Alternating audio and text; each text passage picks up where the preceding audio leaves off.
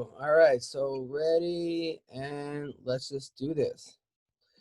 Hey, everyone, welcome to a brand new MMA Roasted Podcast. It's me. I got Michael Johnson. The Menace is here. We're waiting for Shang to come through. How you doing, man? Good. Not too bad. Just been taking it easy, relaxing, and enjoying myself, time with family, friends, and it's going good. Nice. So you're in Florida right now? No, I'm actually back home in St. Louis. Is that where you're from? You're from St. Louis? Yeah. Born and raised. So I came back to spend some more time with the family, get my mind off some things, and it's been good. So who's staying at your place in Florida? Oh, my lease was up last year, so I just got out on time and just came back here. So. Got it, man. Got it. How you dealing with the whole quarantine / world burning / insanity going on right now? Yes, a bunch of madness, and then nothing's changed for me for quarantine base wise.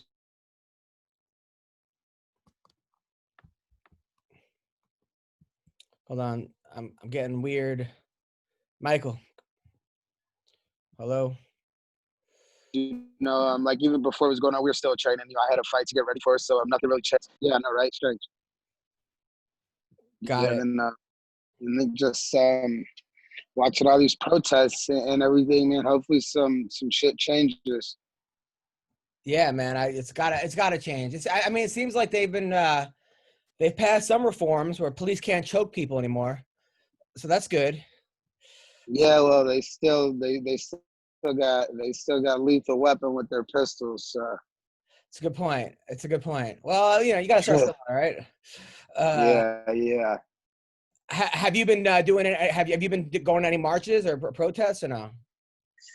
No, and I've kind of wanted to, but at the same time, I've just been so caught up in get my situation back on track, and they haven't really seemed to be very good places, man. Just a lot of shit just keeps going on and happening, and kind of tend to maybe stay away from things that don't tend to go my way sometimes. So be putting myself in situations like that, who knows what's gonna come across me.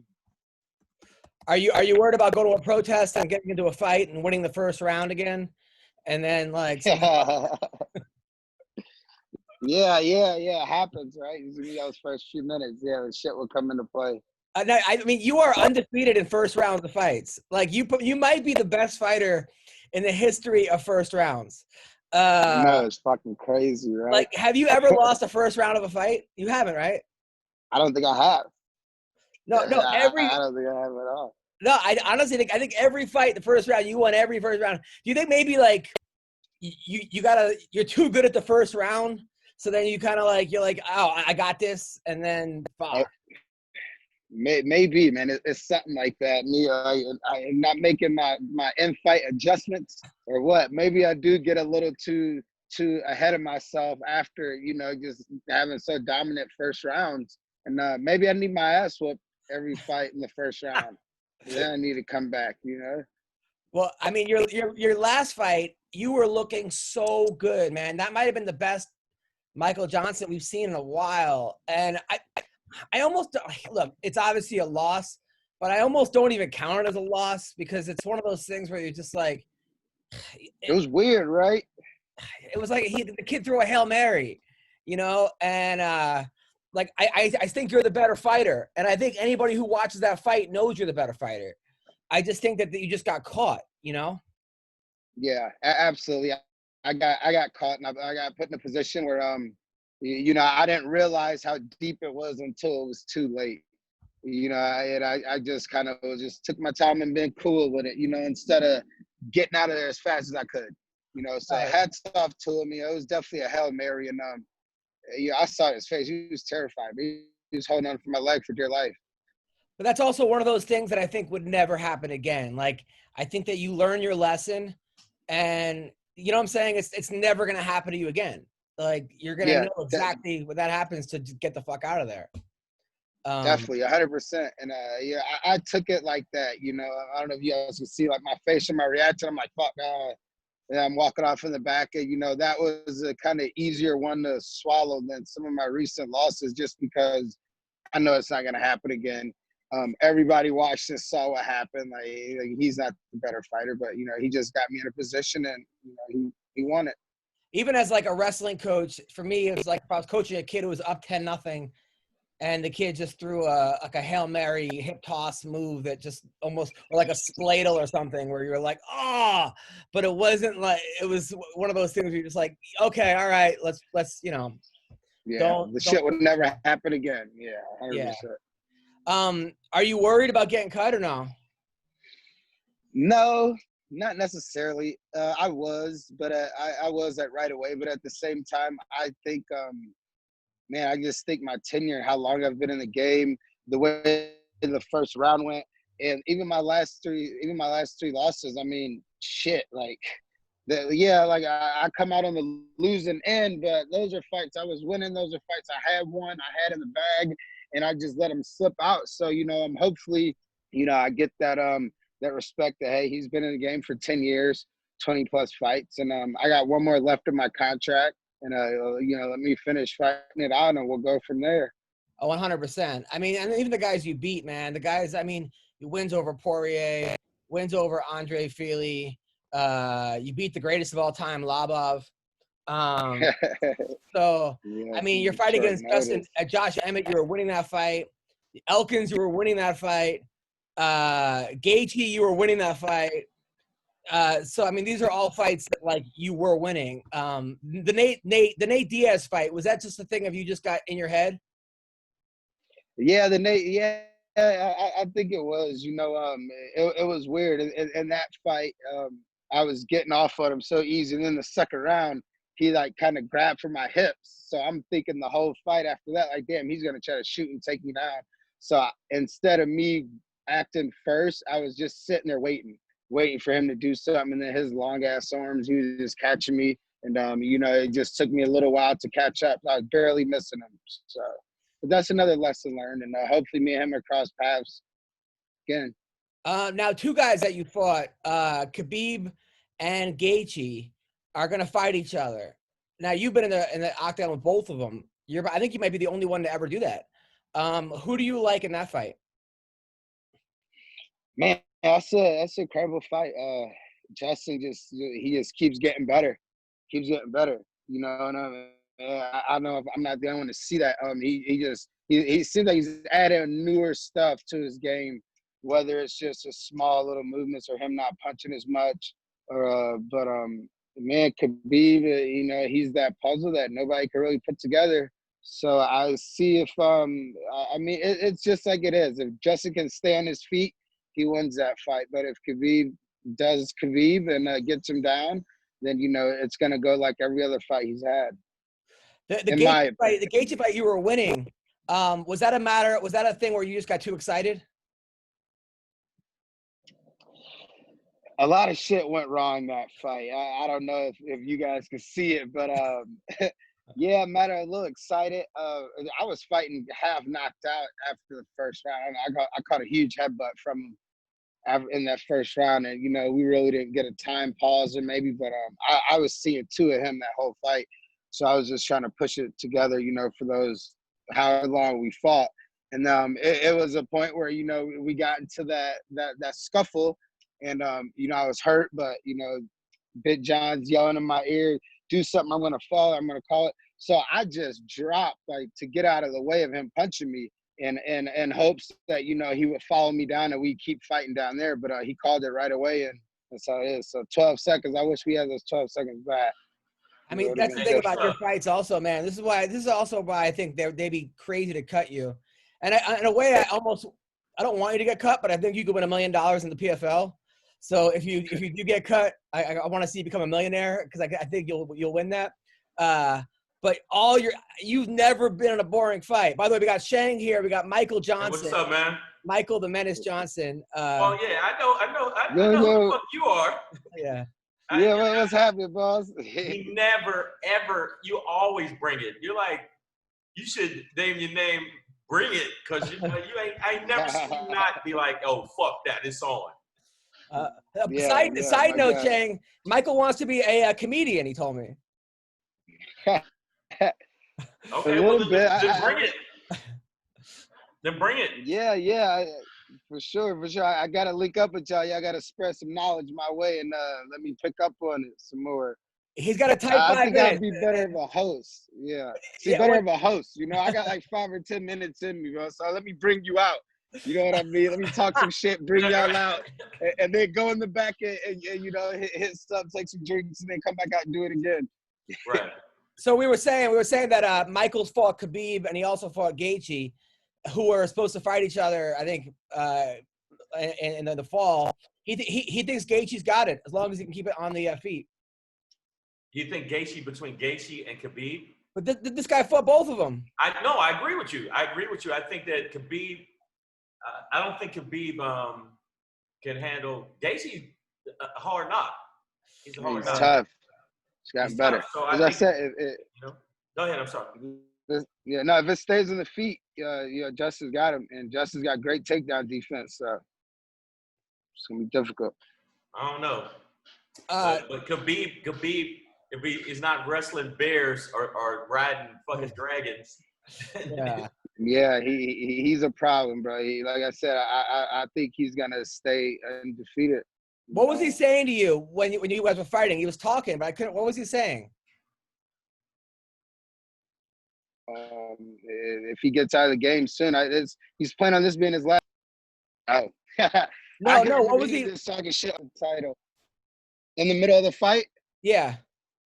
He's just saying how he deserves the title and this to that. And he even tried to tell me to give up at one point. I just had like a back smack him. I'm gonna give it up. I'll fight you from down here, bro, but I ain't giving it up. Exactly. I mean, you fought a lot of guys who talk shit, but was that like the nicest shit talking you ever heard? Like, please give up? You might be right about that. I didn't put two and two together. He is that kind of please. Oh my God, but yeah, it would have been some crazy shit, you know, like. I mean, what was Nate Diaz saying to you? Me and Nate were just going back and forth. You know, he wasn't really saying anything. He was just my kind of pointing and laughing. Yeah, just his little facial thing. So, and me and Nate we were talking more shit before the fight than anything, and then after the fight, you know, me and him became real cool. You know, we talked to the backstage. So, you know, I fuck with Nate, man. Nate's a good guy. Right. When you beat Tony Ferguson, what was Tony saying to you? Anything? Nothing. Not at all. That was before Tony became the loudmouth Tony Ferguson. Yeah, he was a little bit more reserved back then when I fought him, but now he's way more outspoken nowadays. Were you surprised at how well Gaethje did against Ferguson? I was. That one thing I was surprised about. But at the same time, you know, I just said, like, Tony's a guy with just great cardio, and he puts the pressure on people, and that makes it hard for him. And but he's really easy to be hit. Yeah, I think he's a little sloppy. He sits there, no head movement, and Justin's the wrong guy to fight like that because he's got heavy hands and he throws everything in combination. So he was hitting them with ease. Yeah, but you gotta, you know, Ferguson, the weight cut. And all of that shit he was dealing with. He was dealing with a lot of other physical shit. So I agree with you. He shouldn't have fought him that way. But at the same time, he had some other shit he was dealing with. And definitely. Yeah, and you can't. It kills me when people say no excuses. No, fuck that. That is an excuse. He's an idiot. But he did his own weight cut. Who the fuck waits for a fight that doesn't happen? Fucking Looney Tunes. But I'm saying. It kills me. As long as I've been watching this and involved in this, they always say, well, no excuses. If my toe is broke, but I go forward because I know I need that money and I need to do the fight, my toe is broke. But he did like a post-fight weight interview. He waited in by himself, interviewed himself, and then did a stare down in the mirror. But to a fight that wasn't even happening. I mean, the guy's just fucking. Yeah, that's some Looney Tunes shit. But, you know, and I agree. I agree on the no excuses thing and everything like that. But at the same time, man, like, honestly, which fighter isn't going through shit when we fight? Yeah. Yeah, I'm gonna keep it real with you at that, bro. Like I've been in the game 10 plus years, in the UFC 10 plus years, and I can probably name you a handful of fights that I've been in without shit going on. You know what I mean? And I've got 20 plus in the game, so it's hard. You know, I've never had like super bad weight cuts. My Emmett weight cut was pretty bad, but other than that, like, I mean, you go with personal shit to injuries. Like I've been fighting injured for the last 3-4 years. You know, just cause you know, just then they might be a little nagging injuries, but you know, Shane, you said it right. I need that money. I need to come forward. Like that's how we get paid. So it's just that's just the life that we live. You know. Now, two of your teammates over at the I guess it's the Hard Knocks, right? It was the Black Zillions, now it's the Hard Knocks, are fighting each other. Usman versus Gilbert Burns. You've seen them together. You probably trained against both of them. Who wins that fight? Yeah, the best man wins. The That is some bullshit. Come on, man. Come on. Dude, they're fighting each other. I knew what y'all wanted out of me. I knew what y'all wanted. The best man wins. That is some bullshit. Come on. I mean, you've seen them. All right, have you ever seen them spar? Yeah, of course. We've all been teammates for the last like 10 years. Ever since our gym is open, we've all been teammates. So who gets the best of who in sparring? It just goes. It goes one way or the other. You know how it is. Like Kamara's got the wrestling. You know, Gilbert's got the jiu-jitsu. So it kind of evens each other out, and then they just bang on the feet. So I guarantee you, it's not gonna be like Usman and Woodley or Gilbert and Woodley or you know, Gilbert and Maya, and like they're gonna fight and they're gonna fucking fight for 25 minutes. I feel it's gonna be. It's probably gonna be close to fight of the year. Best man wins. So I already know who's gonna win. You're gonna say Usman. I'm absolutely saying Usman. Because you know what? He impressed me in the Cody fight. I'm sorry, he impressed me because I really thought it was close. And he started inching him out, and then at the end he started fucking mollywopping him. He mollywopped him. How impressive was Gilbert against Woodley though? So I think Woodley's brain. Woodley is not. Something's going off with Woodley, but I think a prime Woodley. I know something's off with him, but I'm saying a prime Woodley. I don't know. I just think that I wasn't as impressed as everybody else was. I was more like, well, you're fighting a Woodley that is so distracted. It just seems like he's not focused, and he does have a ton of other shit going on. That I think that to me, if you fight, you gotta kind of. I don't know if this makes sense. You got to have like those blinders horses have on. You got to kind of be this way. You can't be this and then, I'm doing my rap album, and then you can't.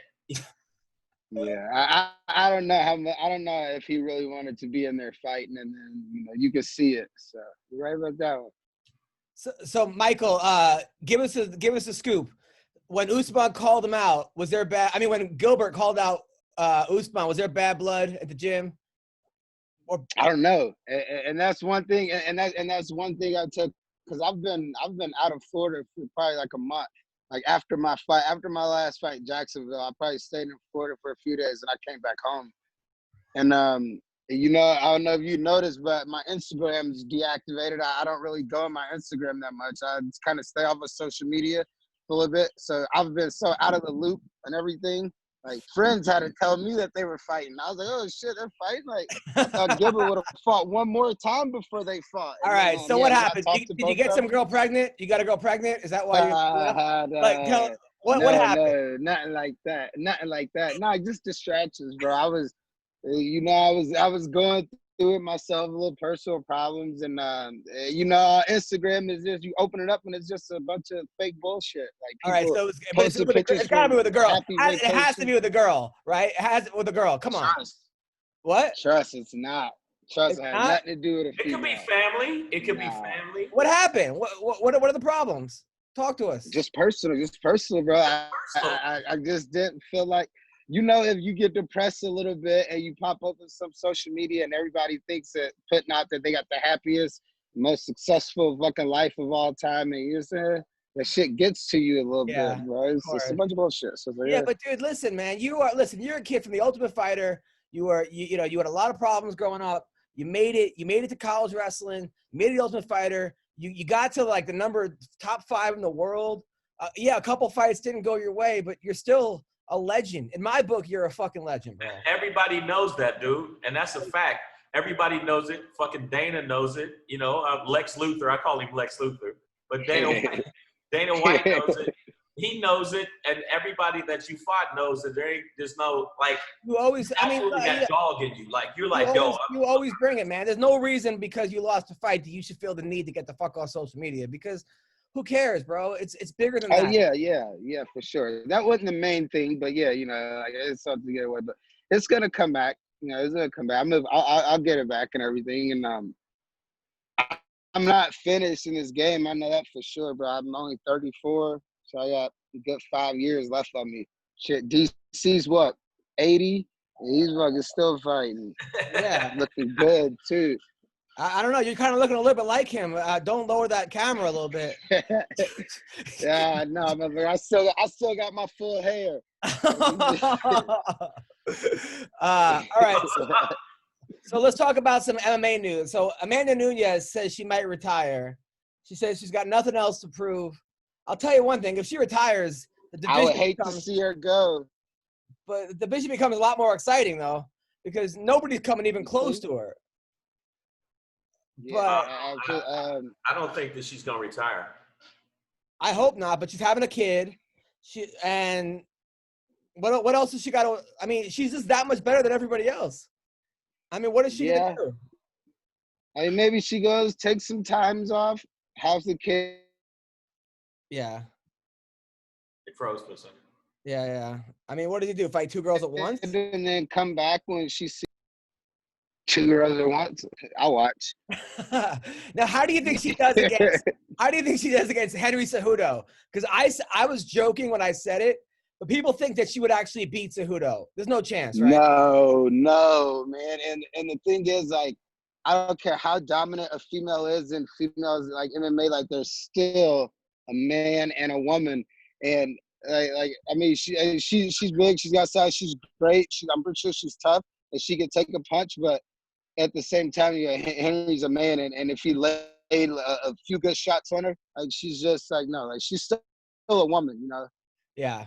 Now Henry said he wants to come back and fight Volkanovski. How do you think that fight goes? I think that goes pretty good. That's a pretty good fight. I mean, it just looks Henry's got that pressure on him. But I thought Henry retired though. He said he's gonna come back. He's gonna come back and become 4 Gs. Or 4 Cs. He wants to be quadruple C. And I mean, if he wins it at 125, 135, and 145, that's pretty damn impressive. You got to admit. I mean, no one's done that. That's impressive. I mean, he's one fucking tough nerd. He's a fucking nerd. He's one of the like he's badass nerd up until you at. He is a tough nerd. I think that he would have a problem. I think Volk will give him the business, truthfully. You think so? I think so. Even if you know what, because even you know what, you got to think he comes with that pressure fighting up front, but that motherfucker Volk, he just seems like he's just like he got some kind of machine parts in his fucking head. Well, he used to be 225 pounds, and now he's like 145. Like the dude. Oh yeah. I mean, shit. Yeah, I'm saying there's something. I don't know. I think Cejudo would have a fucking problem with him. I think it'd be a problem. Yeah. Yeah, he might even stay at the 35 and 25s. Another guy you knocked out, Dustin Poirier. Probably your best win, right? You think? Yeah, I would think so. It's just crazy because before that fight, I texted Dean Thomas and I go, "How's Michael Johnson going to do against Dustin Poirier?" And he goes, "Poirier is as sure of a bet you can make." That's what Dean told me. And then you just knocked him out. Like, I was like, man, that just shows you that you can't bet on MMA, man. Like, holy shit. I missed that. I was getting a call. What happened? I texted Dean Thomas right before that fight. And I go, hey, I want to bet on this fight. How's Poirier look? And he goes, he's as sure as a bet as you could make. And then you knocked him out in 30 seconds. And I was like, so.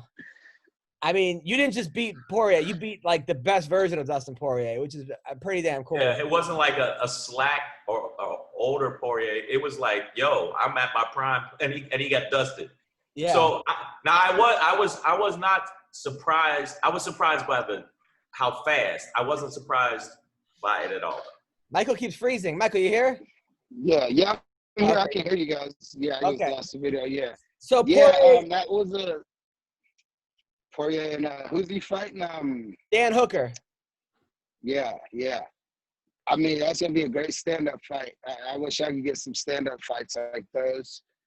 To keep you guys grapplers, but you know, I don't think we've really seen how good Hooker could like actually be.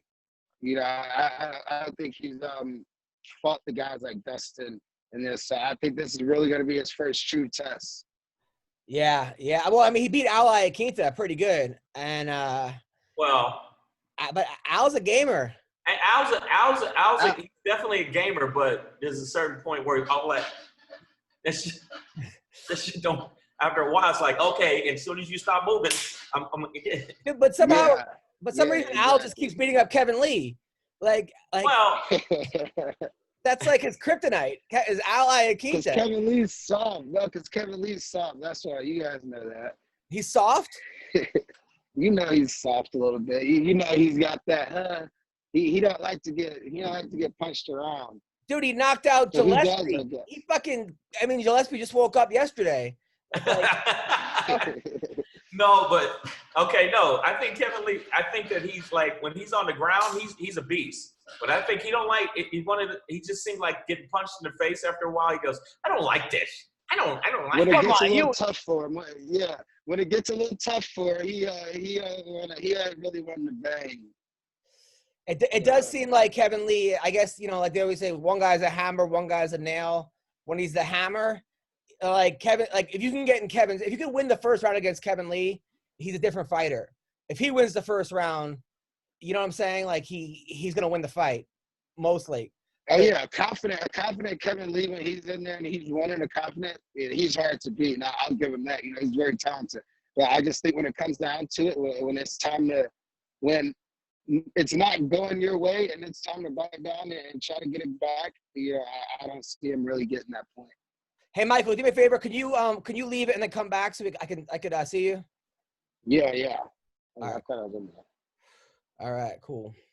Yeah, dude. Adam, the fight where I saw the best fight, I was going to ask him this too, was Chet Congo, where it looked like there's no fucking way he's coming back. And he was knocked all over the ring. I'm thinking, he's done. And he just kept fighting. And at the end, he just went, and then all of a sudden you see wobble, and it was over. Yeah, that was against Pat Barry. That might have been the best comeback I've ever seen in my life. Yeah, because he was losing. I mean, he was losing. I mean, that fight, I would say 9 out of 10 refs would have stopped that fight already. The Kevin Lee Pat Barry fight we're talking about, Michael Johnson. Pat Barry? Ever when Chet Congo Pat Barry. Chet Congo. Oh, Chet Congo Pat Barry. Yeah. No, yeah, Chet Congo. What I'm saying is, Chet Congo, like where Kevin Lee, if he's losing that bad, he's lost. Whereas in Chet Congo was like, no, I don't give a fuck. I'm gonna keep swinging until this shit is over. And I think that's why I think there's two different kind of fighters, like the fighters like that where they just, you know what, I'm getting my ass fucking mashed, but I'm gonna catch this dude. And those kind of guys, I don't think Kevin Lee's that kind of guy. You know what's so you said that fight was my first UFC fight. I remember that fight yesterday. This was nuts. The Chet Congo Pat Barry. Wait, you were on that card? That was my first fight. Yeah, that's what I ever fought lots of. It was in Pittsburgh. Yeah. Wow. Yeah, it was in Pittsburgh. Yep, that was the first fight. Yeah, after the Ultimate Fighter. Were you going crazy? Yeah, me and Matt Mitchell were going crazy because we were both there because we were both kind of competing for like a knockout of the night bonus. And then that shit happened. I was like, oh man, my head's done. Like they're both getting a knockout of the night bonus. You know what's crazy? So I actually posted something recently. I said, because sometimes I just wake up. You ever just, Shang, like you just wake up and you have a joke on your mind, like you fall asleep to joke. I get like jokes in my sleep, And I woke up, and for some reason I felt like posting, like, not even a joke. And I was like, motherfucker, because everyone, right? I feel like there's a lot of people, there's a whole younger generation of people that just want handouts. You know, they just want things given to them. And life isn't fair for them, you know? And I go, you want to win? Here's how you win. You show up early, you're last one to leave, you put your head down, you work your fucking ass off, don't quit, and you just keep doing that over and over and over and over again. Especially with wrestlers. That's how you're going to win. It's going to suck, but that's how you're going to win. Eventually, you will win. And somebody wrote, that's a fucking immigrant mentality. And I thought, yes, that's exactly what that is. That's why that's exactly what that is. Immigrants have it right. They work their fucking ass off. And it brings me back to this. There was a fight last week. I don't know if you watched the UFC. There was a girl who trains an American Top Team. Her name was Agapova. You see this girl? She looks like a young Joanna Jędrzejczyk, and she was tall and just fucking lighting this other girl up. This girl, Hannah Cyphers. And then I like read about her. She won $50,000. She lives in Kazakhstan, where the average pay for the year is $3,500, which we should move there, become fucking millionaires. Yeah. She rides her bike every day to practice, an hour to ride, because she doesn't have a car. And then she got hit by a car and still didn't, and then like had to pull out of a fight, came back. But that's a girl who you have to look out for. And I'm sure you see it, Michael Johnson, at the gym, right? You see these some of these guys from Dagestan and some of these guys from other countries. They work harder. Yeah, because I mean, this is like, you hate to say it, but it's like, everybody wants to come to American dream, but they see like, I got to come here, I got to put my head down and work and become, world champion, because that's, they're being successful and winning. And it's just like us in here, man. Some of us got the same mentality, the same idea, and that's what it takes. We weren't born up with silver spoons in our mouth and come from rich families. A lot of us got to work for the shit we get. Where did you grow up? St. Louis. Grew up in Virginia. I grew up here. It wasn't like crazy projects or nothing like that. But we weren't like fancy living either. You know what I mean? Like, we still had a good life. My mom worked night shifts in and out to support me and my two other siblings. I had to be up at 5 o'clock every morning to bus out to school to the county, from like elementary school all the way till, I graduated. So, we didn't have it easy, but we didn't have it like super extremely tough either. You know what I'm saying? So. Do you experience a lot of racism growing up or no? You know what? I didn't. And I don't know. And I was a black kid, a city kid going out of schools. And, it's crazy because what I see days is nuts, because I've been around, just nothing but white people, wild county schools and everything. And I'm like, man, I've probably only experienced racism a handful of times in those, 17 years. I'm like, none really at the school, like other kids against me. But, it's crazy. In college a little bit, but, that's just because guys are getting mad, and the only thing they can say is, let me call you. What do those kids say? Shang, what do you think he's going to say? They say, I know you can beat my ass. That's exactly it. Who the fuck's going to say something to you? It's like, I haven't experienced racism because other people like their eye in their socket. I just can't see. Yeah, like certain people, not to bother. So you think if you're a tough black kid, you don't experience as much racism as if you're. You don't experience as much outward racism. It's not gonna walk up on you and say crazy shit, because there's a good chance that might be the day that guy snaps and decides, I'm gonna put my knuckle through your ass face. What about the other way though, where like a lot of girls are like, ooh, I never been with a white guy, a black guy before. Is there benefits of racism where like women like want to know what it's like? Like, is it true? Do they really have huge dongs? Like, do you get like? No, it's benefits to racism until you get pulled over, until you try to buy a house, until you try to, like I've had it where clubs have told me, hey, we already got a black guy booked for this month. You're really funny, but we got a black guy booked for this month. But I've also had the other end where we have too many straight white males. Yeah. Also racism. Right. I mean, and then it's usually Indian people. So They get the bookings instead. But no, I experienced it a lot, but I'm so fuck everybody kind of like I go forward so hard. I just don't like even when I'm doing sets, I go hard, so I don't care. Like I've mostly white shows, and nobody like if somebody comes over to me afterwards and says something to me, I had it happen at Flappers. I was like, well, I'll fight you. And what happened at Flappers? Some Trump supporter. All right, I Michael, I think your Wi-Fi is racist. So yeah, it might be. So what happened in college? Oh, nothing, man. Nothing crazy. You know, just typical bar shit going on, and you know, getting into some little things. And I think that's why I finally really did learn how to start fighting in college. No, we were saying like, do you ever get benefits of racism? Like white girls are like, ooh, is the myth true? Do they have huge dongs and stuff, or no? Possibly. That could have happened a few times back in the day. You know, the myths are true. Yeah, come find out for yourself. Yeah. or the white girl that wants to make the racist dad jealous and mad, so she brings me home or some shit. Yeah.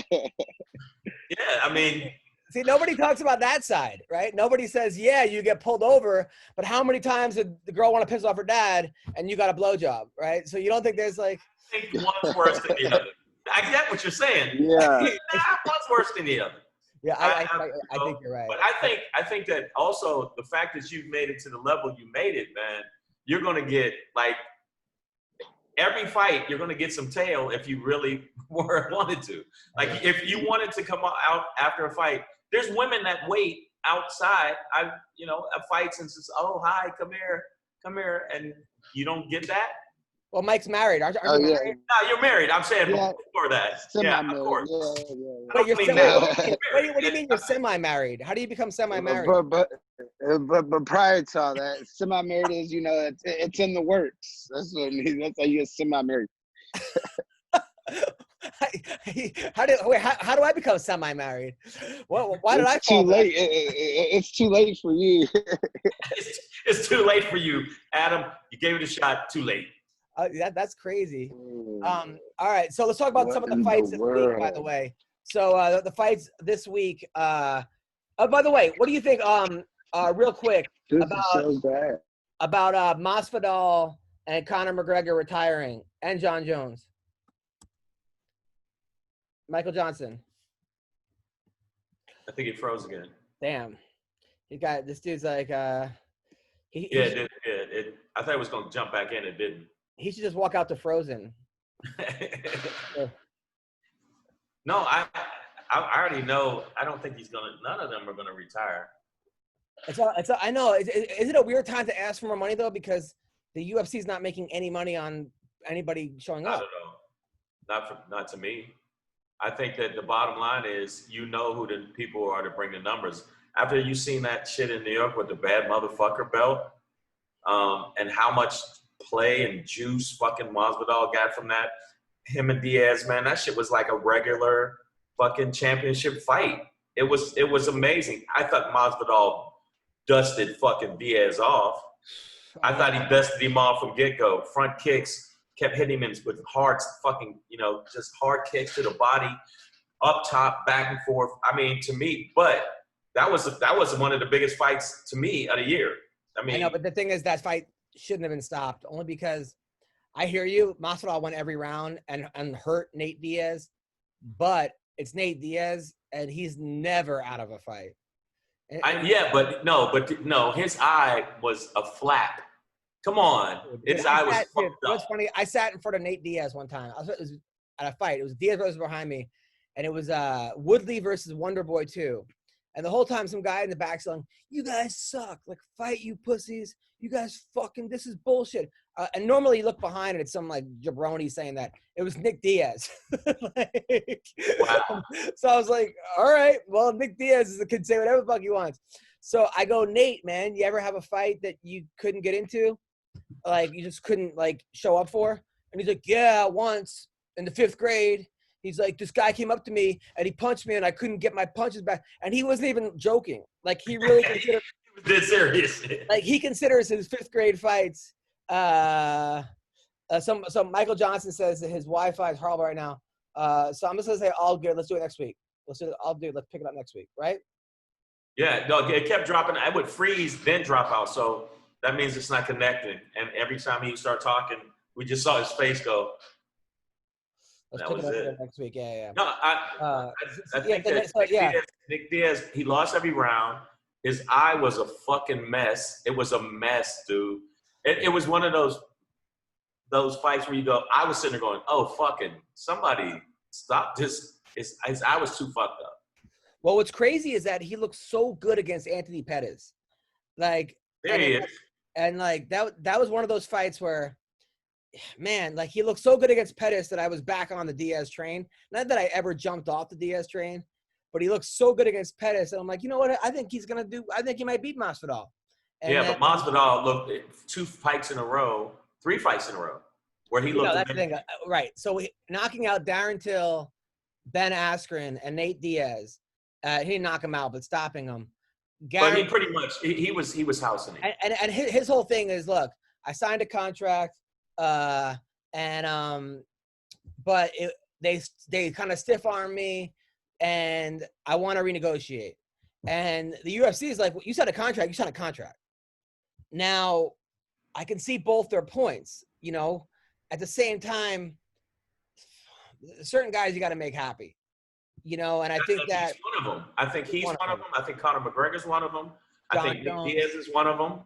Who? Nick Diaz? I think Nick Diaz is one of them. You got to make him happy. I mean, he brings more eyeballs to the UFC than a lot of other fighters, and so you can't shirk that away. To me, I agree with the fighters completely. It's because I'm gonna tell you right now, I know people that aren't into fighting that were like fucking Masvidal's fight because they knew him from. The backyard fight. Yeah, that motherfucker's no joke, man. And he also seems like a pretty reasonable guy where I don't think he's like, I want $30 million for my next fight. You know, he's not one of those guys that I think it's like $30 million or I'm out. Like you could probably say, all right, what would make you happy? Here's your contract. What can make you happy? And he'll probably come back with a number that's not crazy. Right. So he to me, when you see the old footage of him, even when some of his losses, which were so fucking razor sharp close. Yeah. I've seen him in fights where it's like, oh, that could have went either way. Yeah, I thought he won the Ally Quinta fight, to be honest. The Ally Quinta fight. There were a bunch of them that could have went his way. It could have went his way, but I mean, I think that him going away and doing the crazy fucking reality show got him more focused, and then he came back and was the killer. He didn't do a reality show. Yes, he did. What did he do? Masvidal did a reality show for a year. What show? A survival show. Really? Yes, he did a survival show. He did it so he could. It was a lot of money, and he did it so he could really kind of refocus and disconnect from everything, and came back and was a monster. Well, there's a guy that like we talked about before, where there's fighters and there's like athletes who become fighters. I mean, there's a guy that was fighting in Kimbo Slice's backyard for free. Yeah, just to fight. Yeah. By the way, you ever watch that show Street Beefs? Yes. Oh my God, there's some good fights on that. But but I don't know. You could see if they went against somebody that knew what the fuck they were doing, it would be a couple of them. I was like pretty impressed, and then there were guys that some guy like OG who won, but like he like he fucked me up. So, you know. I watched a couple different ones on YouTube where they have this one where they go down. It's like Fight Club. And the bottom line is I've seen a real fighter. They had this one video where they showed a real MMA guy against a real street tough guy, and it wasn't even fucking close. All he did was as soon as he grabbed him, he started wrestling him, and it was fucking over. And that's UFC 1 all over again. You know, UFC 2, UFC 3. I mean, that's what happened, you know. There's nothing better than watching one of these guys who's like the toughest guy in his, you know, Staten Island nightclub get the shit. There's something really. It's almost like when you see some of these Instagram people on comedy, or some of these people that have popular podcasts, go to a real comedy club. See, they don't have that anymore. People don't realize it. There's a lot of people now that like they have a really successful podcast and they tour and it's their people and they come, but that's not how it used to be. It used to be before there were podcasts, like you went to the Comedy Cellar or you went to Gotham Comedy Club or you went to Stand Up New York. And if you didn't bring it, it was crickets. And it wasn't like you were not bringing it amongst a bunch of people. Like there were guys like you and Godfrey and Jim Norton and Pete Corielli and Orny Adams, DC Benny, Judah Friedlander, Dave Attell. And this is when I was first starting up because I used to go all the time. I was like a year into comedy and I just watch it. And there was nothing better than watching a TV star at the time. Yeah, I know what you mean. Go in there and just get fucking humbled. And because it was like, if you didn't fucking bring it, it was done. And in LA, there's still that sometimes at the Laugh Factory or the Comedy Store, but not as much, you know? And now people just go right to they headline. But I've done it before where I've had comics like go, hey, mind if I do a guest set on your show or whatever? And like, I know them. I'm like, all right, but no one else knows them. It's an impartial crowd. And they come off. They're like, what was that? What? Like they're shook. I'm like, yeah, because you only perform in front of your home field advantage. Right. You only perform in front of people like, we love you, Jimmy. You're funny, Jimmy. And then you get in front of a bunch of people like, hey, fuck you, Jimmy. Jimmy, be funny, Jimmy. You fucking suck, Jimmy. You're nobody knows your stories or your little catchphrases or, you know, all of a sudden, like, if you don't have a joke and you don't have taglines, and then set up, punch, tag, set up, punch, tag. People are just looking around.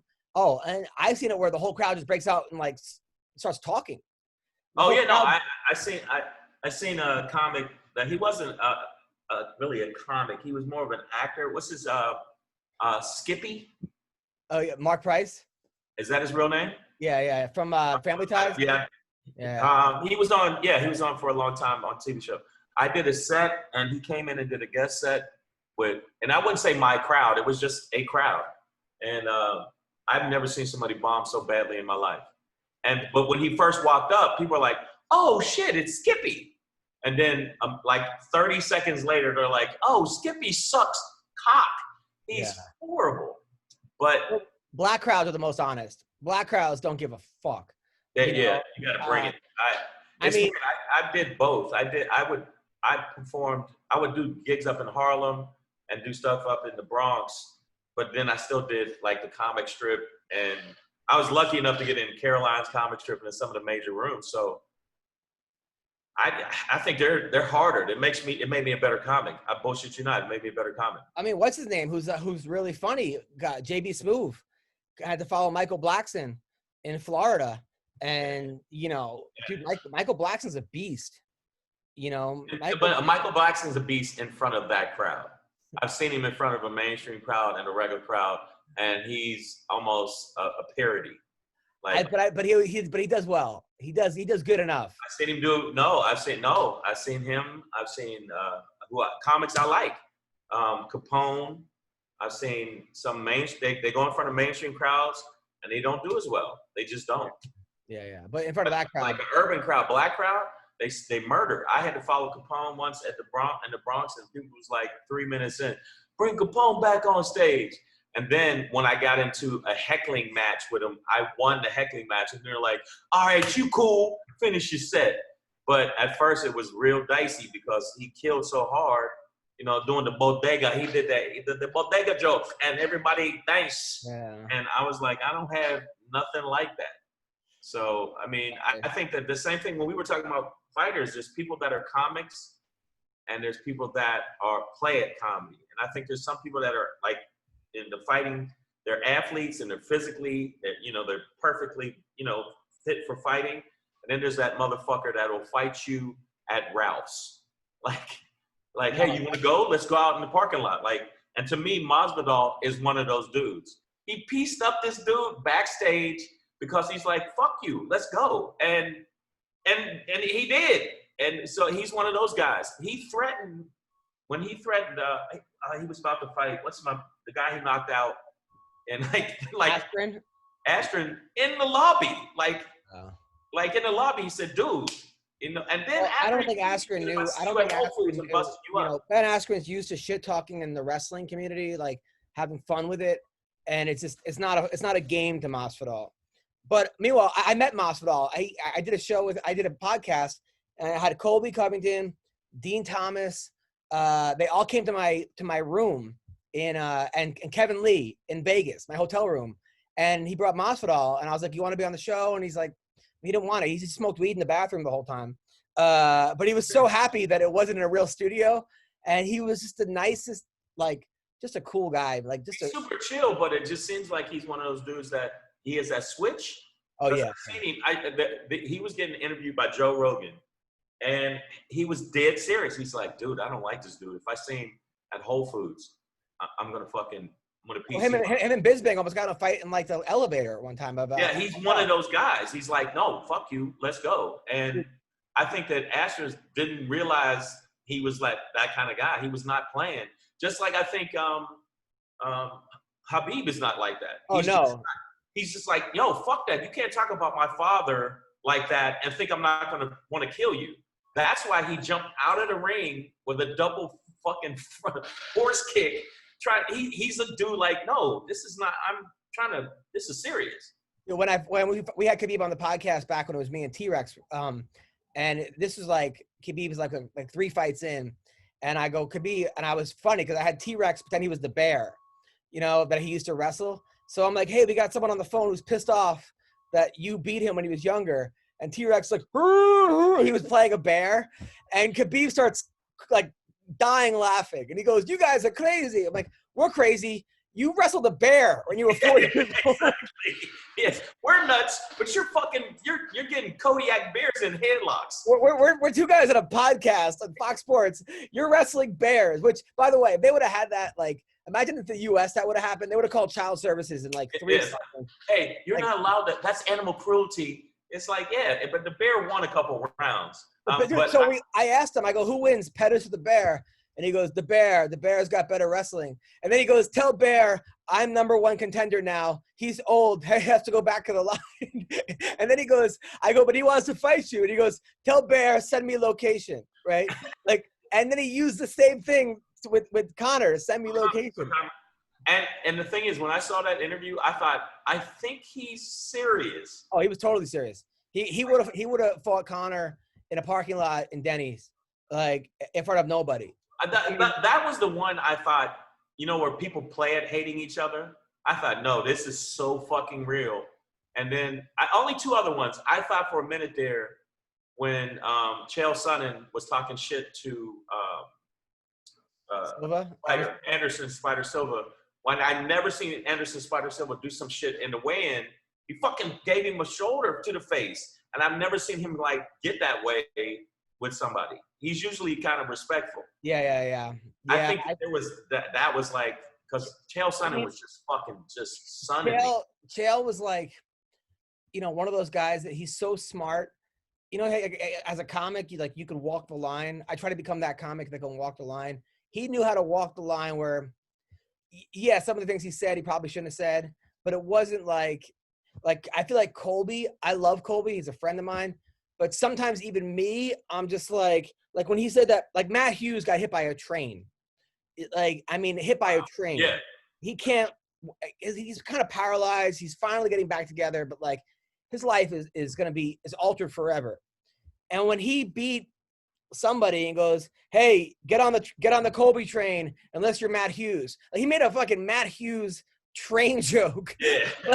And I'm like, even I was like, holy shit. Now, I love walking the line, and I would have been like, wow. I would, you know, where you go like this. Cause like, dude, Matt Hughes, like, he's like permanently fucked up, you know? Yeah, for the rest of his life, and you're making jokes. That's why I think when he got like his jaw cracked, I think it was cracked. I don't know if it would. No, it didn't break though. He thought it was broken. It wasn't. But even worse than that, Shang, is he got kicked out of his own gym. Like, he's not an American Top Team anymore.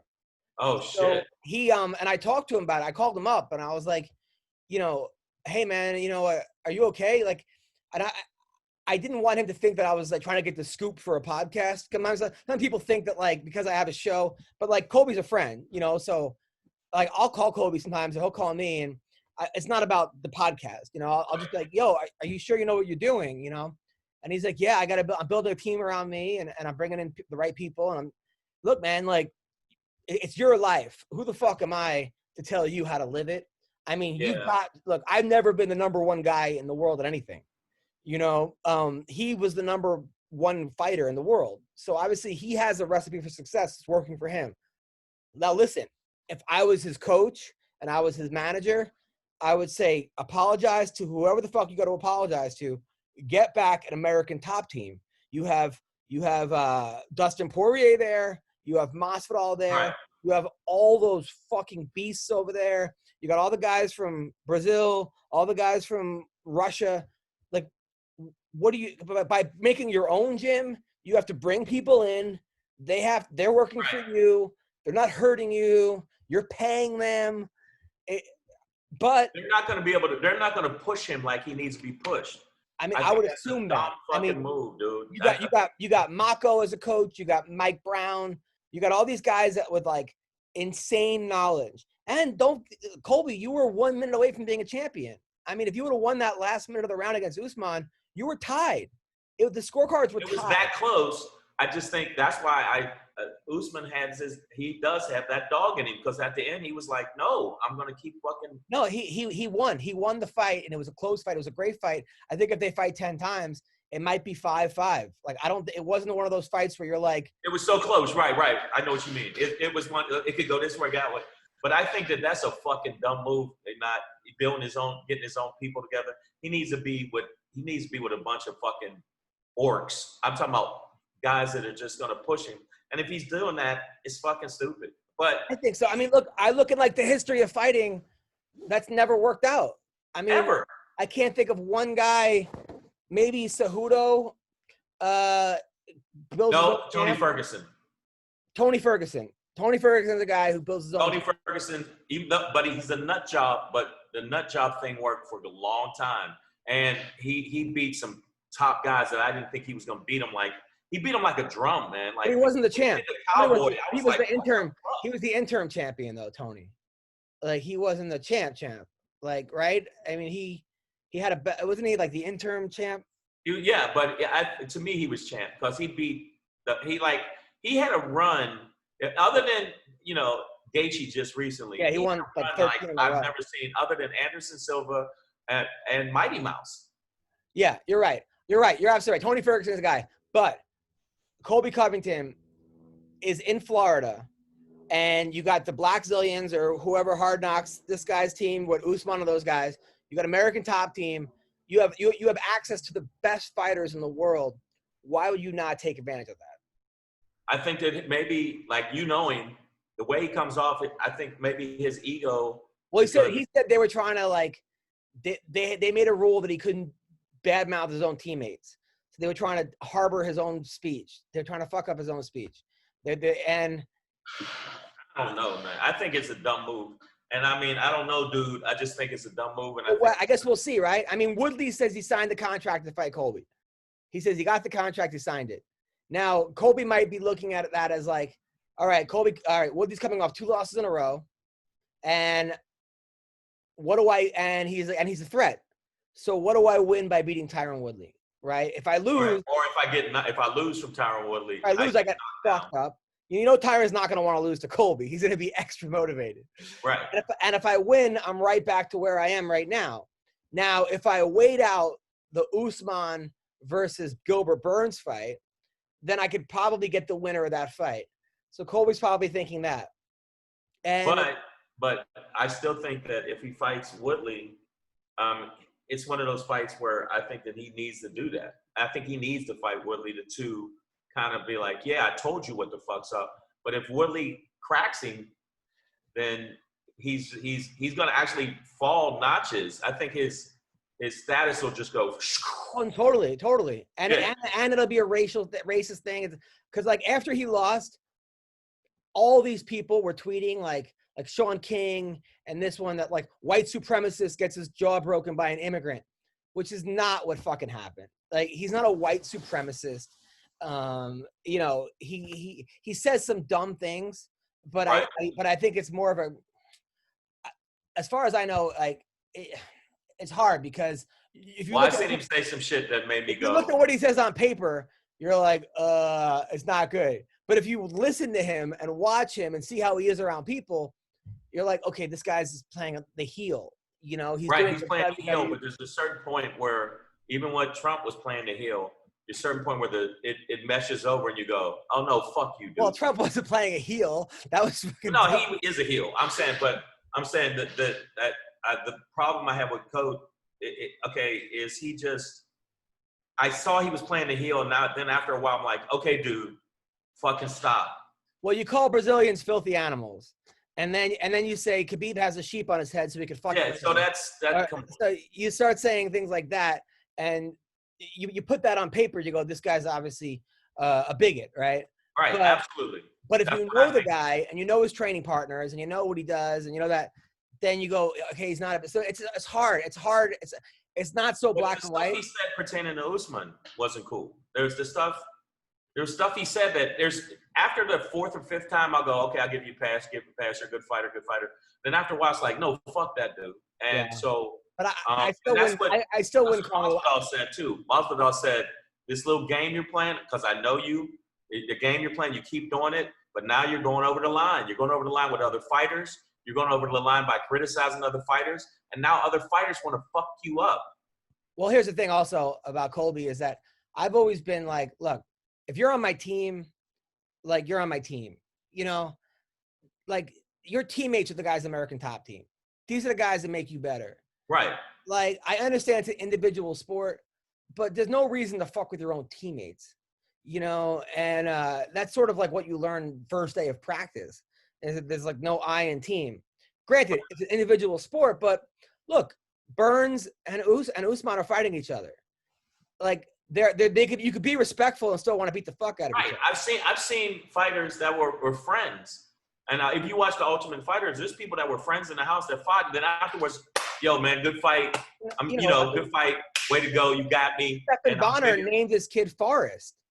I mean, that he named his son Forrest after. Yeah, so you can be that way. I disagree with that because I look at how because you know my favorite fighter, one of my favorite fighters. I got my top three, but GSP.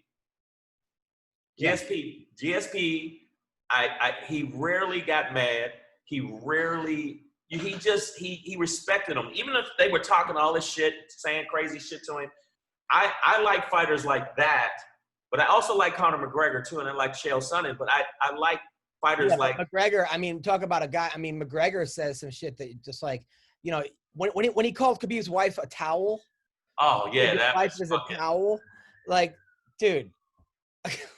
Yeah, that's too much. And that's why I think Khabib had that attitude.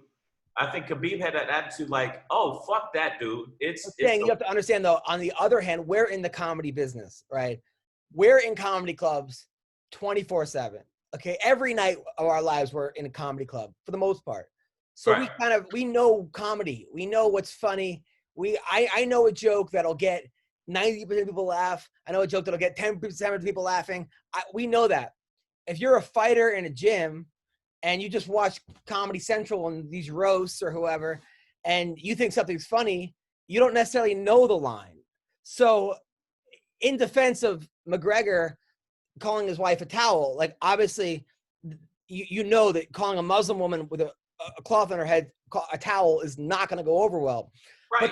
But to McGregor being in the gym, looking at his phone, going, oh, this looks like a towel, I could sort of see how people would fuck up a little bit. And I'm not saying it's right, but you can see how athletes aren't majors in comedy. And they could say things. But you know what? No, when McGregor fought, he talked all kind of shit, did all kind of little idiot shit with Floyd Mayweather.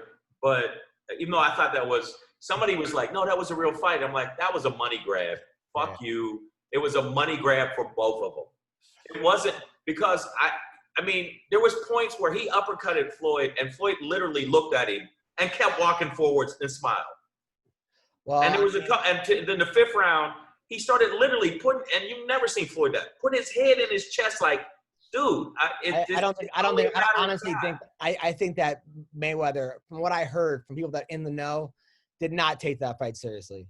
And that was like a sparring session. He went really half-assed in that fight. So I think you're right, but I also think that like if they fought again, I don't understand why Mayweather just, if he could have knocked him out early, just didn't. Like if he would have went out there and knocked him out in 1 round, it would have been the best thing for boxing. Because it would have been like, look, this guy can't last a round. But to let him go 10 rounds with him, really, it was a moral victory for Conor. Made Conor look really good and did not make Mayweather look very good at all, to be honest. No, you know what? If you look at the pre-fight stuff, literally Floyd Mayweather said, this is exactly what I'm going to do to this dude. I know that he gasses out. I know that he doesn't understand 12 rounds, whole different ball game. And he literally said, probably, and his father, you can hear him yelling, around the 4th round, start showing him what's up. Then he did, and then the 5th round, then the 6th round. And from that point on, McGregor was just getting his head bobbled.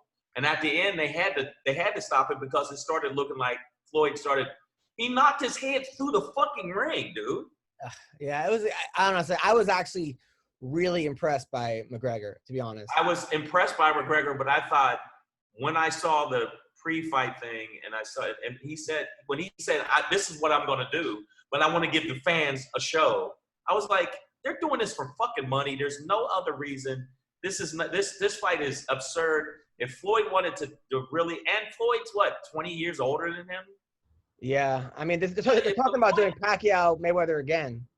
Right. Yeah. I mean, the reason I think Floyd is one of the best fighters ever is you got to think he's fighting dudes 15, 16, 20 years younger than him. Canelo was 20 years younger than him and 40 pounds more than him. And he just made it look like a sparring match, like I'm fighting a kid. He's unbelievable. I mean, look, he comes from, his father was a world champion. His uncle was a world champion. Oh, I see what you're saying. Like, so it's all kind of inbred in him? He's so talented. His work ethic is second to none. I mean, he's amazing. He's a different level. His fight IQ is like, every fight he goes in there, he loses 3 rounds, figures out what to do, and then wins. He's that good. Right. Is it true that Conor McGregor made like $90 million? A friend of mine told me that, and I was like, are you serious? I don't know what he made. Get the fuck out of here. I heard he made just a chunk of change. I know that he's a different person right now. Like seems like he's humbled. He's like in shape. He's trying hard. His last fight against Cerrone, he looked better than he's ever looked. Right.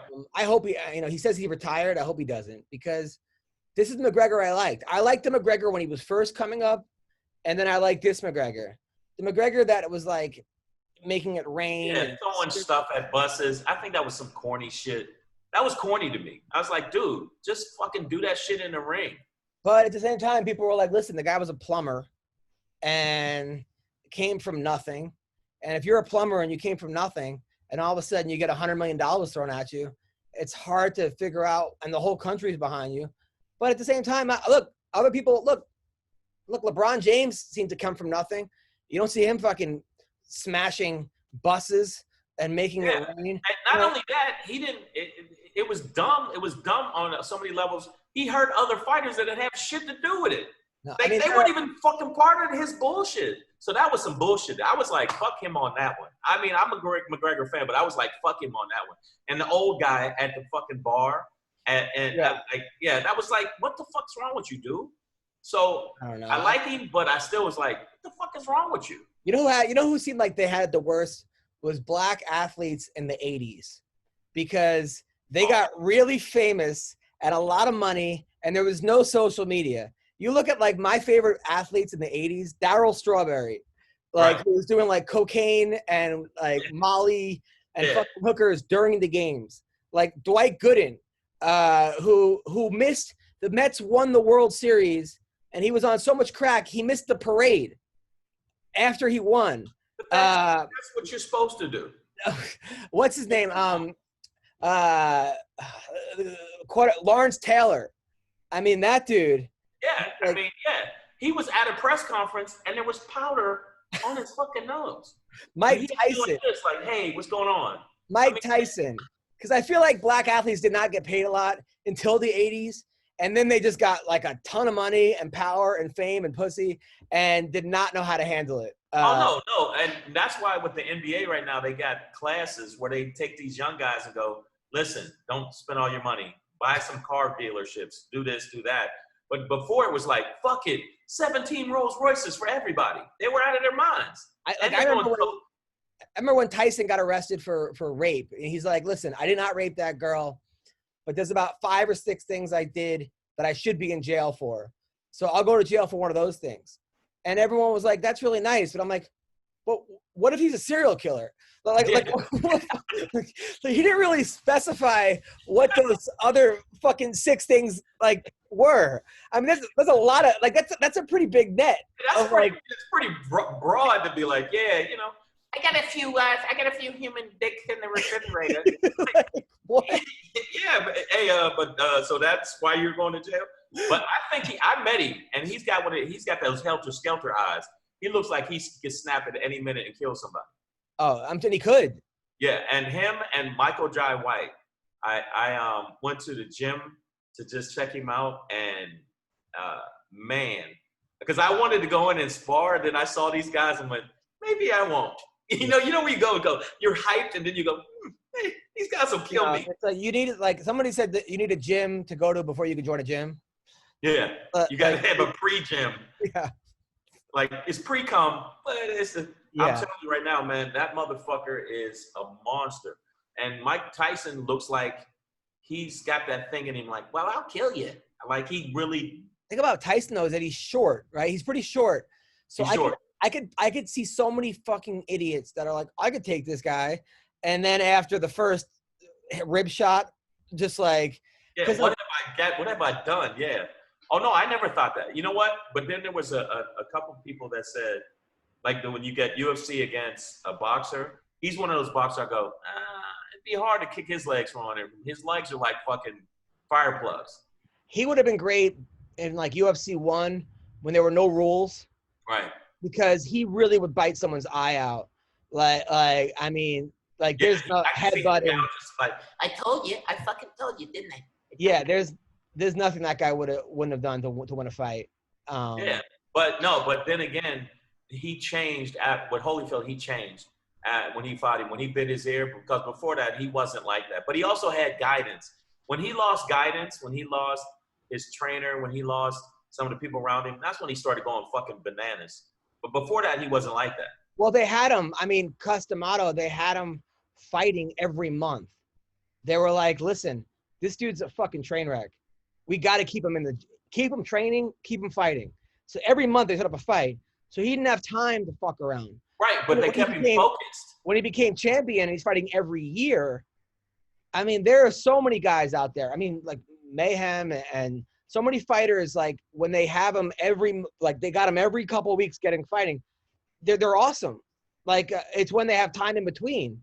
Mayhem, I'm going to tell you right now, when I hung out with Mayhem, I think he's one of those other people that he's got that helter-skelter shit going on too. Yeah, no. He seems like he's one of those people like click and he's going. So a friend of mine was like, because he was really super cool with me, but there was people that would say shit to him and I could see him go like, "Who the fuck?" Well, I mean, look, he was beating up cops and vandalizing before it was legal. Yeah. If he would have just waited till now, I don't think he would have been like, it's just another guy. He wouldn't have served any time. They would have had him at the rallies. It would have been like a poster boy. They'd have been like, pay him. But no, show on MSNBC or something. I think that what is it? Is it bipolar? Not bipolar. Is it where someone? Yeah. But he was cool. I hung out with him at the Ha. Yeah. And then I hung out with him again, and he was super chill.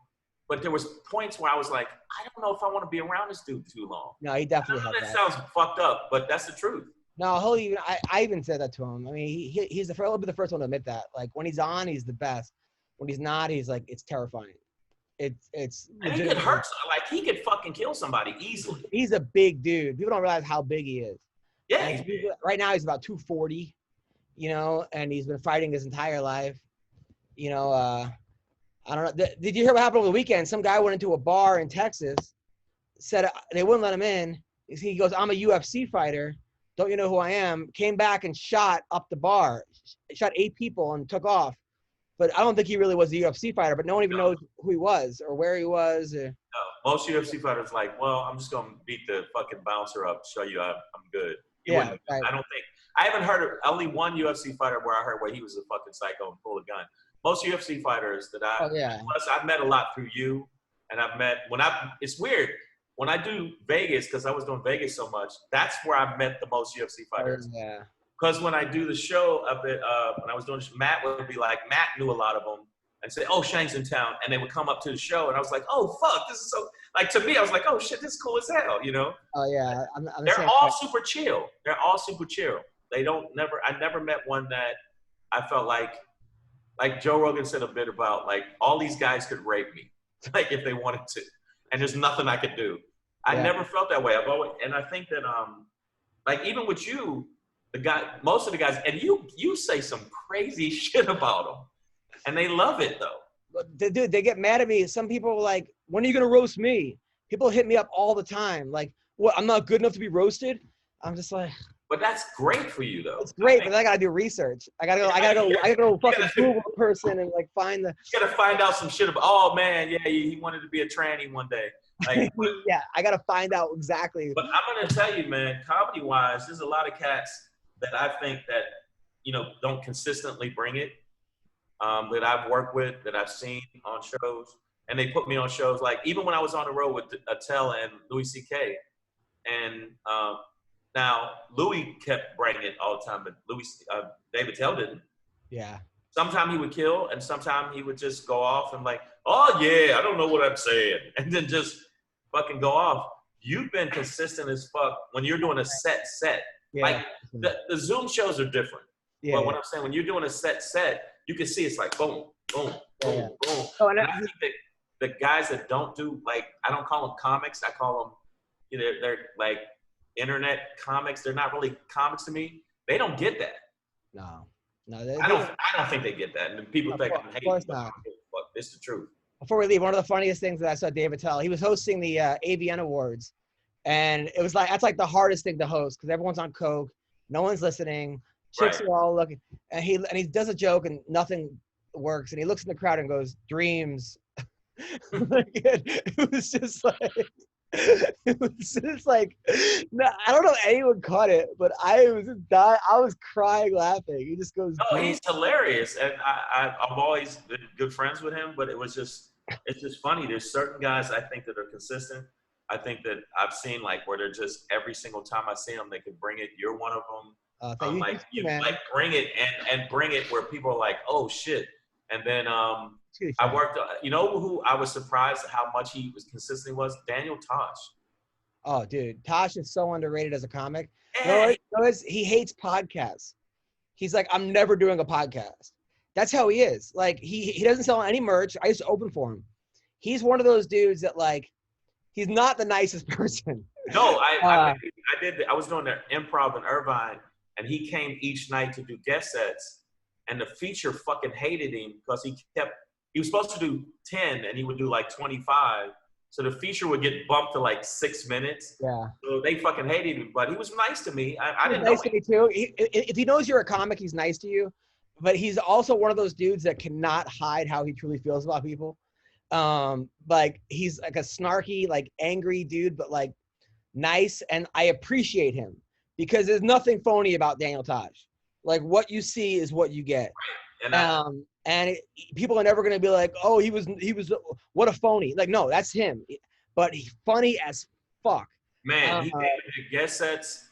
I was doing Irvine, and he did like 3 nights. He came each night, and he came with this fucking 6'1" blonde, just mutant. I'm like, where did they build her in the pussy lab? She was fucking amazing, and super cool, but like was ripping. And the feature was mad because he's like, why do I have to go up after him? I said, because he's doing a guest set. You have to go up after him. Yeah. And so, I mean, for me, I don't give a fuck. I followed some monsters back in the day when I used to do, you remember Catch a Rising Star? Yeah. And they would be like, okay, Shang, it's going to be, we're going to put Dennis Miller up, who was on Saturday Night Live at the time. And then we're going to put you up. I'm like, what? What the fuck? Why are you doing that to me? And then after a while, I started being like, yeah, put me up after Dennis Miller. Fuck him. Like, I started being like, fuck him. And Dane Cook, when I was in Boston doing shows, Dane Cook was a monster, man. Dane Cook, dude, the man. He still is the man, but. And they would say, well, we need somebody high energy to follow his energy. So they would be like, okay, well, you're going to go up after him. And it was me, him, and Nick DiPaula. I don't know if you know. Oh, yeah. Nick's hilarious. Yeah. So it was Nick, then him, then me. But it was supposed to be me in the middle. And they were like, no, he wants to go up now. And so after I followed him and I did well, when I got to LA and I saw him out here, I totally was comfortable with following all these fucking, I call them monsters. And like somebody thought I was dissing. I was online doing a thing and they thought, did you diss those comics? No, a monster is a compliment where I'm from. And if I like fighters, I call monsters. That's actually a good thing. No, that's true. I remember Dane at Dublin's used to annihilate for an hour. I mean, this is prime Dane before MySpace even, when and people loved him and he was running around the crowd, the stage naked and all kinds of crazy shit. And Alonzo Bowden used to go on after him every time. And half the crowd would leave. People who stayed loved him, but I gained so much respect for Alonzo for doing that every time. And I think that made Alonzo stronger. Totally. And like Jim Carrey used to always request to follow Kinnison. And Kinnison would just murder. And Carrey was like going out, because that's how you get better. That's how you get better. I think so. I mean, I've worked with some comics where I feel like I needed them to like murk the crowd to keep me motivated. I don't know if that makes sense, because sometimes I would be like, because at the time when I had Cameron and Xavier, and it was like, sometimes I didn't want to be in the comedy club. I wanted to be home, because I was like, I was, when I was on the road, I missed my son so much. I was like, I wouldn't be thinking about comedy. I'm thinking about, yeah, man, we were supposed to watch the Avengers, and I'm here in fucking Wisconsin. Yeah. And I should be watching the Avengers with my son. You know what I'm saying? So I think that now that he's grown, fuck him. Now that he's 22, fuck him. But I'm telling you right now, man, once we get out of this, the comics, you're going to see the difference between the comics and the people who ain't comics. Oh, 1,000%. I hope the ones that aren't comics quit too, because they're just taking up fucking space for real. Are you serious? I do. I'm just like, dude, God damn, Adam, tell them what you really feel. I'm like, dude, even on Zoom shows, because I do an hour every Friday on Zoom. I do my own show on Zoom, and I'm making from tips. I make what I would make on the road headlining, and it's just people throwing me hundreds for the shows. I'm bringing it. Like on the Tuesday 8-minute show, I'll do some new shit. When I do an hour, I'm doing an hour fucking hard. Right. And because I know I'm gonna go right back to headlining. I don't want to miss a beat, you know. But there are people even on these Zoom shows that I book. They're like, well, today I went to the store, and I'm like, what are you doing? Like, what are you doing? They don't. But you can't really say that, because they're from a different, I don't know if I'm saying it right, they're from a different school than us. Does that make sense what I'm saying? DeVry? I mean, fucking, you know what I mean? Like they're not from, like, they haven't done bars and one-nighters or go up at like Twilight. You can't really gauge them that way. I just did a Zoom show. Well, last night because we got hacked and a bunch of people were like, kill niggers, die niggers. So, and I mean like 100 times. So they stopped it. But I'm going to do that Nowhere Comedy Club show. Yeah. I'm going to do that. And I'm saying you don't have to. I mean, look, that's cool you're doing that, but you don't have to do that. Do it because they're going to take a piece. Do it yourself. Like, just fucking be like, yo, I'm doing a Zoom show, get an opener. Here, put the Venmo, put the thing, tip me. It all goes to you. Like, what do you need? What do you got to put cuts into people? I mean, no, I know. Yeah, everybody. A couple comics that already had done it. Ian Edwards had done it, and I thought, and Alonzo did it, and so I was like, yeah, no, it's cool, but I'm saying you could do it all yourself. Like, You don't need people to take a cut of your money. Yeah, because the one I did last week, because they, you said they could tip each comic, and I had to do like 20 minutes. And when I'm doing 20 minutes, I'm like, no, I'm gonna do like material, right? And it fucked me up, man. I got when I got it, it was like $150. It was from one person. Yeah. Because they're like, hey, man, I haven't been able. They've been stuck in the house, haven't been going to con clubs. I always come see you at the Laugh Factory. Since I couldn't come see you, here you go. Because there's people that I would see at the Laugh Factory, because mainly the Laugh Factory when I would do the improv, that so used to going out to comedy clubs, and now they're like, damn, I love going to comedy clubs. Dude, honestly, do it. I do it every Friday night, 8 o'clock. I have the same opener. I put my Venmo on the bottom, my Cash App. End of the show, I'm just like. But well, you're right. You can do it. No, I know. I think I could do it. I just didn't think of it that way. I'm going through the nowhere comedy. I could even name it whatever the fuck I wanted. Fucking Shang's Comedy Show is what you call it. You know what I'm saying? Shang's Comedy Club. And it's just you, and everyone tips you, and do it every Thursday. I mean, you can do the Nowhere Comedy Club too. Maybe get a feel for it. But I'm saying, like, I'm like, dude, I could do it myself. I mean, the annoying part is I got to hit people up sometimes during the day. But, hey, come check me out tonight. But, I mean, that takes, an hour? It's an hour of work, And then people are like, they come, they're like, holy shit, that was the most I laughed, yada, yada, yada. And it's boom, And then it's like, fuck, it's great. But you know what? Now I got to email back Steve Hotseller. Well, I mean, if you do it. But I'm saying you can do it. He offered me a bunch of dates. Yeah. I'm just saying, just do it yourself. Just do it yourself. But sometimes you get Zoom hacked, and then if you put the Zoom what you do is Zoom hack. You just have to you got to mute everyone on entry, and then just remove them if they're being idiots. Wow. And then do that during the opener. So get somebody to do 15 minutes. So I just remove anybody that's fucking being a dick. Right.